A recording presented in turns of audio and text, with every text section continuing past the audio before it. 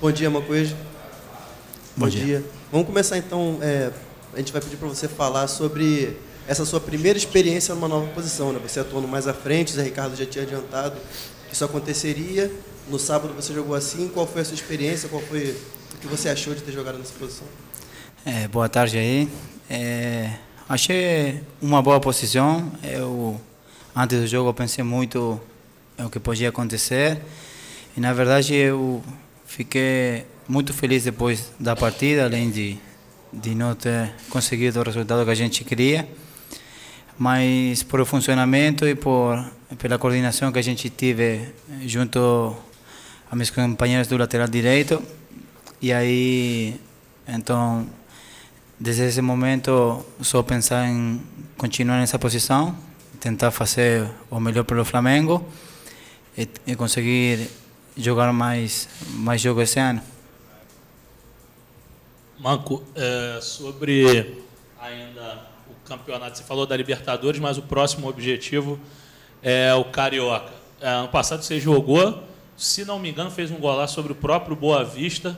Queria saber, assim, que lembranças você tem daquele gol com Boa Vista, de falta ali pelo lado direito, em Volta Redonda, e se, assim, tem muito torcedor que não dá tanto valor ao Carioca por ser um torneio estadual, mas outros adoram pela rivalidade com Vasco, Fluminense e Botafogo. Como você encara o Carioca e como você lembra desse golaço contra o Boa Vista? Eu tinha ficado fora do campo 40 dias pela lesão do joelho e justamente eu voltava contra o Boa Vista. Eu não tinha feito ainda nenhum gol pelo Flamengo e foi meu primeiro gol. Eu lembro muito bem desse gol, ficou marcado na minha mente. E então, na segunda pergunta que você fez, a gente está vestindo uma camisa muito importante, que é a camisa do Flamengo.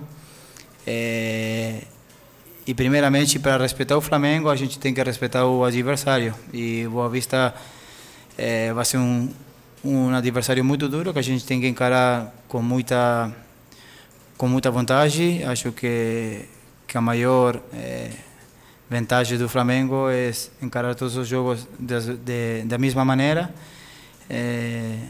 E o torneio Carioca vai virar importante nos momentos decisivos.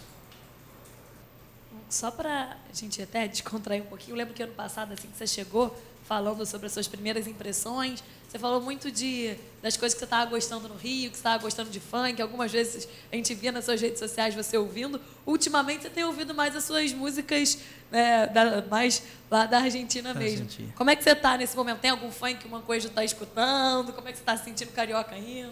Não, carioca aí.